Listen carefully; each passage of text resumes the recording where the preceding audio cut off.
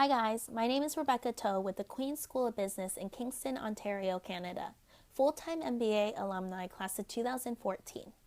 Today I'm here to share with you two of my biggest tips for switching careers and finding career growth during the MBA. When it comes to career growth and the MBA, people often go back to school for one of several reasons. You could be really happy with what you're doing to date, and it's just a matter of finding that bump to the next level in your career. So for example, you could be looking to move from more of an implementation and support role to a managerial one. Or you could be looking to switch careers completely, which is what I did, moving from marketing to consulting. Or you could be a professional musician looking to become a financial analyst, which by the way does happen. Or you could be one of those individuals who's not quite sure yet what they want to do career-wise post-MBA, but they do want to get professional and personal development out of the experience. So whatever your situation may be, one of the biggest tips that I can pass on is to really do some self-reflection and to understand what your point A and your point B is going to be.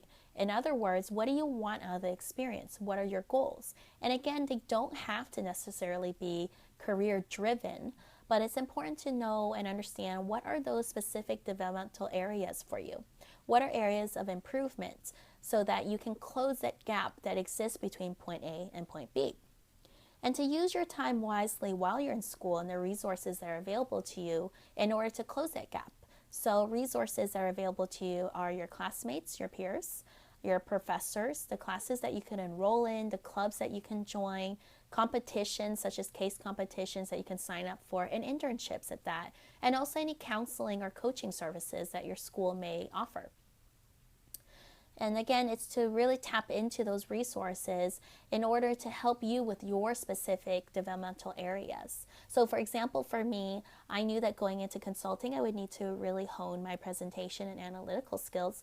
So I signed up for the Toastmasters Club, where we always practice speeches during lunches, after school, things like that, as a class. And the other thing is I signed up for case competitions, where I knew a big component of it was going to be analytical skills and presentation skills. And also I signed up for electives, classes where I knew that presentations were going to be a big component again. So I think that that's one of the biggest things that you can do for yourself, is to identify personally what are your gaps and address them via the resources available to you.